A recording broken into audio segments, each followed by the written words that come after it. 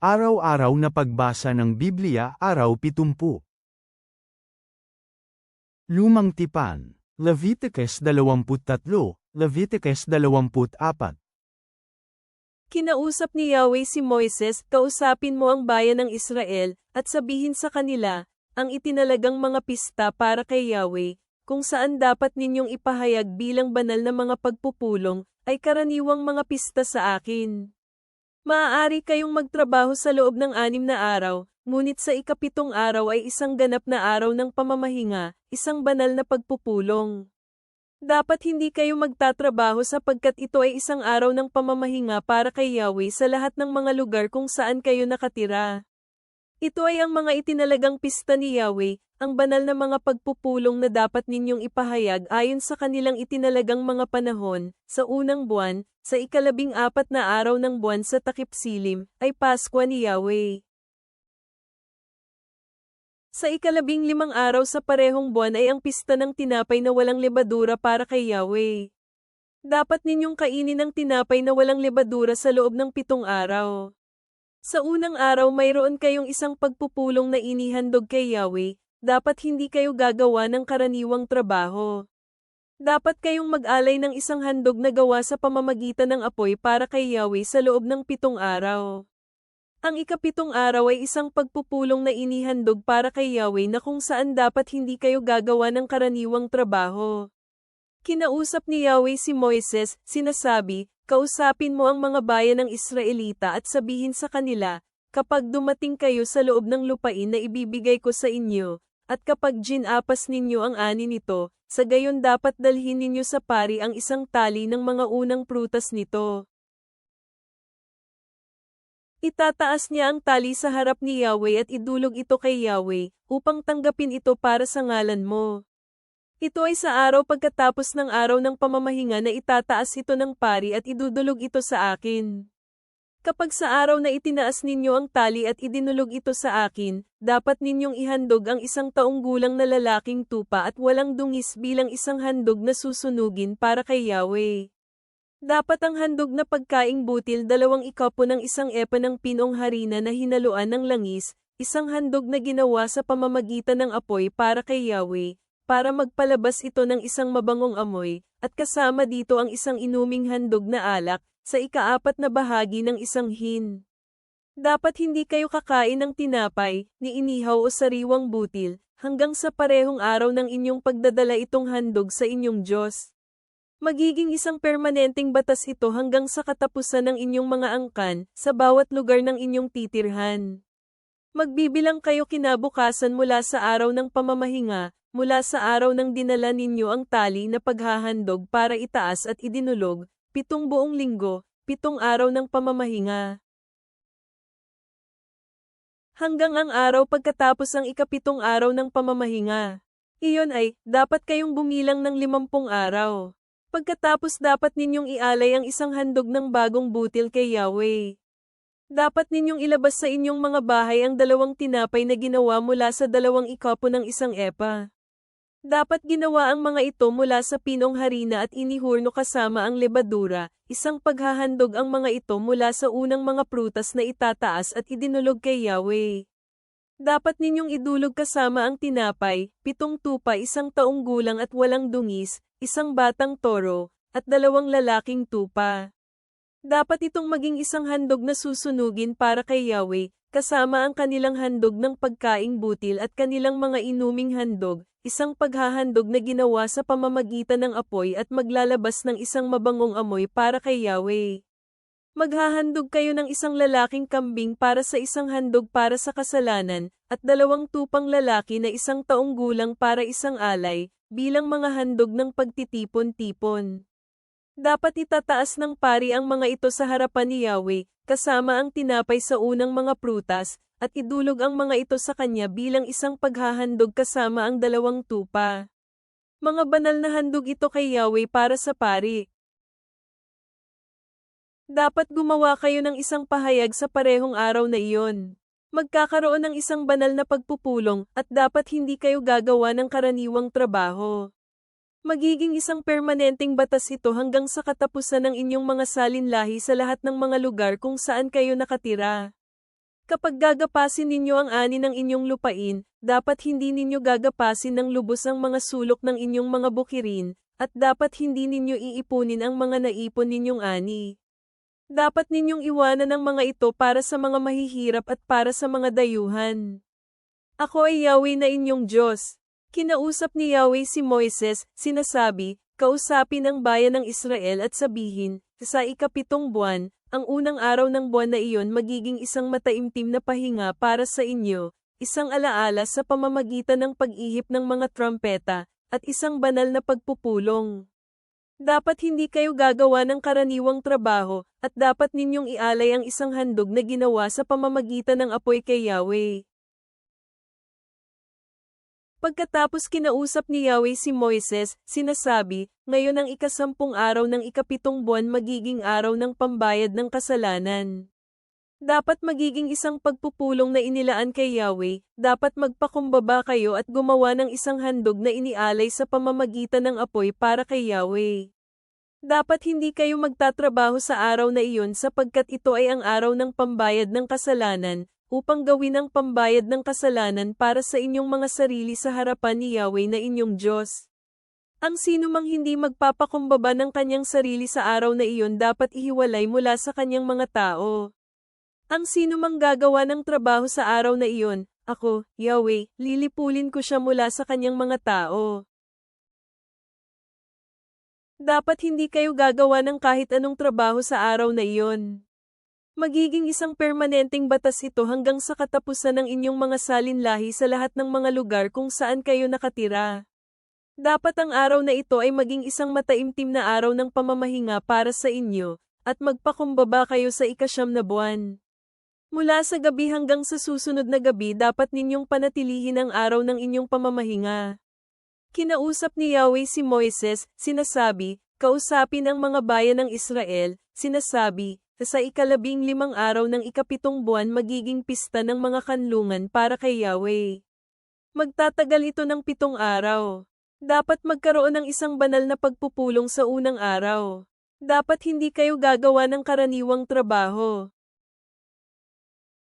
Sa loob ng 7 araw dapat kayong maghandog ng isang alay na ginawa sa pamamagitan ng apoy para kay Yahweh.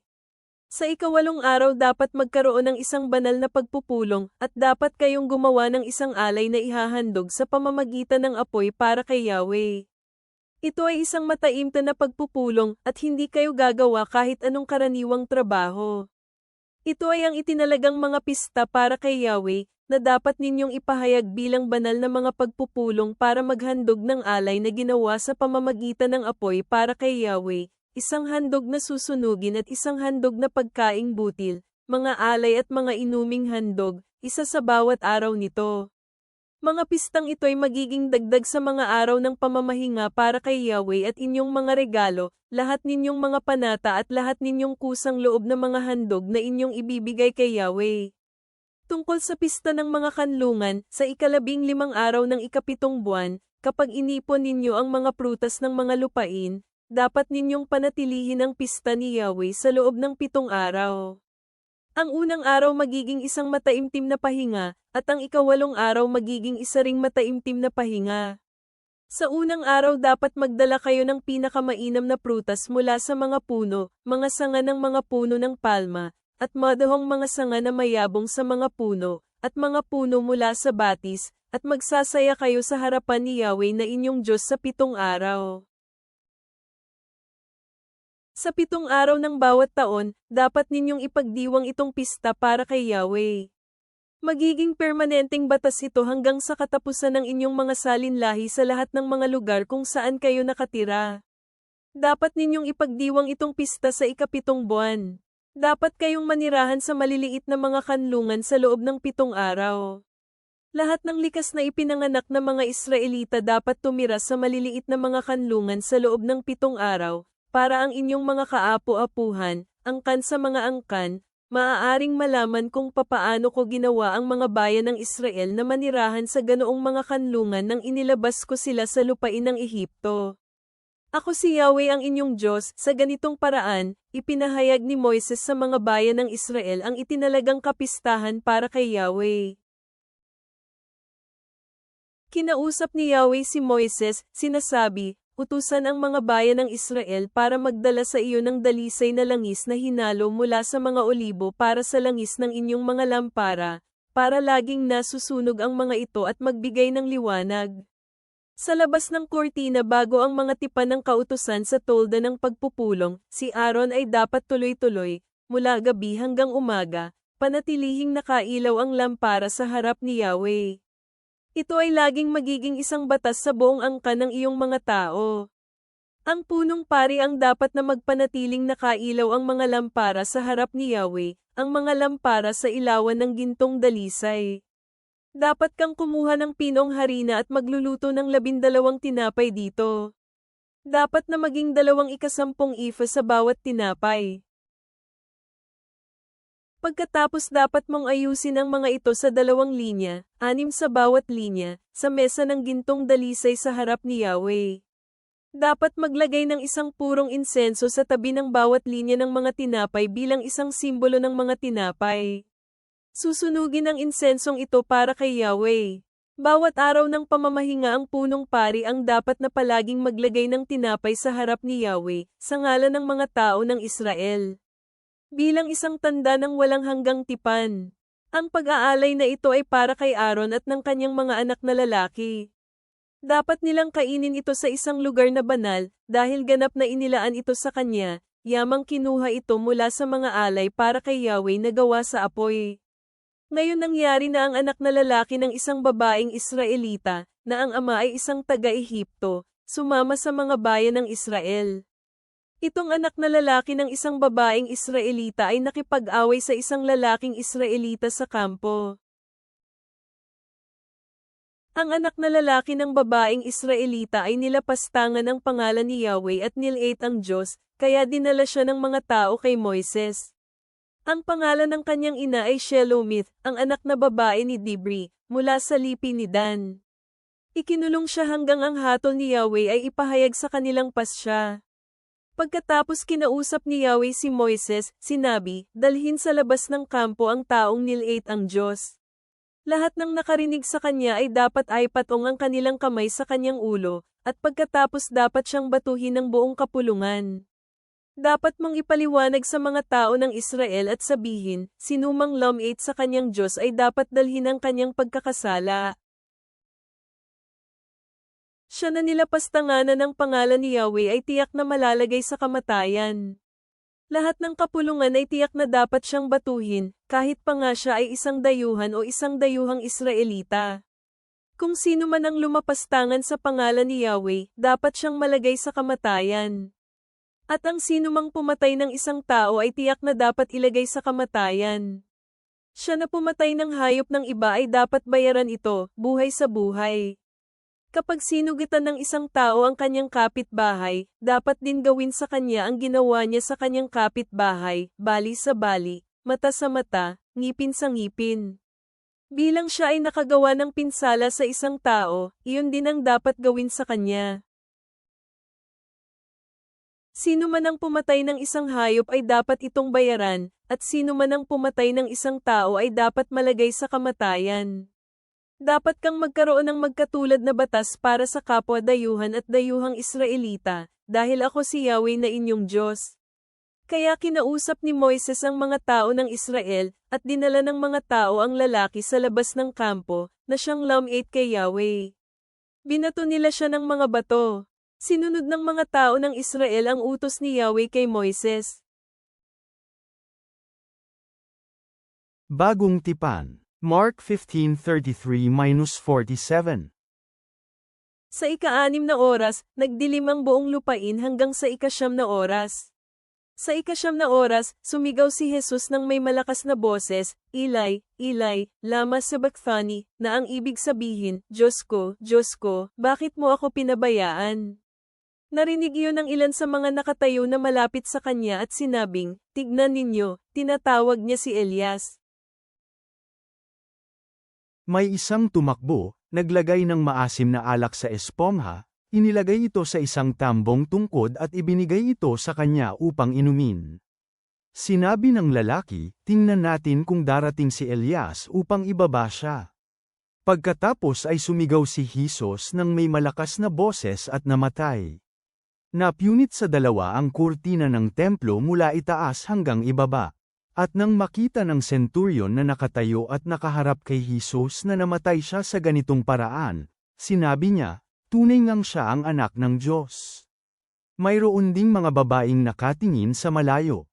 Kabilang sa kanila ay sina Maria Magdalena, Maria, ang ina ni Santiago na nakababata at ni Jose, at si Salome. Nang siya ay nasa Galilea sumunod sila sa kanya at pinaglingkuran siya. Marami ring mga kababaihan ang sumama sa kanya sa Jerusalem. Nang gam-abi na, dahil ito ay araw ng paghahanda, na ang araw bago ang araw ng pamamahinga, pumunta si Jose na taga-Arimatea doon. Isa siya sa mga iginagalang na kasapi ng konseho na naghihintay sa kaharian ng Diyos. Naglakas loob siyang pumunta kay Pilato upang hingin ang katawan ni Jesus. Namangha si Pilato nang malaman niyang patay na si Jesus. Ipinatawag niya ang centurion upang tanungin kung patay na nga si Jesus. Nang malaman niya mula sa centurion na patay na nga siya, ibinigay na niya ang katawan ni Jesus kay Jose. Bumili si Jose ng linoong tela. Ibinaba niya siya mula sa krus, ibinalot siya sa linoong tela, at ihinimlay siya sa isang libingan na tinapyas mula sa bato. Pagkatapos ay iginulong niya ang isang malaking bato sa pasukan ng libingan. Nakita nila Maria Magdalena at ni Maria na ina ni Jose ang lugar kung saan inilibing si Jesus. Mga awit, Psalm 32. Mapalad ang tao na pinatawad ang kanyang pagsuway, na tinakpan ang kanyang kasalanan. Mapalad ang tao na siyang pinapalagay ni Yahweh na walang pagkakasala at ang espiritu na walang panlilinlang. Kapag nanatili akong tahimik, ang aking mga buto ay unti-unting nadudurog habang ako ay dumadaing buong araw. Dahil araw at gabi ang iyong kamay ay mabigat sa akin. Nalanta ang aking kalakasan tulad ng tagtuyot sa tag-araw. Sala pagkatapos inamin ko ang aking kasalanan sa iyo, at hindi ko na ikinubli ang aking kasamaan. Sinabi ko, aaminin ko ang pagsuway ko sa iyo Yahweh, at pinatawad mo ang kabigatan ng aking kasalanan. Sala. Dahil dito, ang lahat ng makadiyos ay dapat manalangin sa iyo sa oras ng mabigat na paghihirap.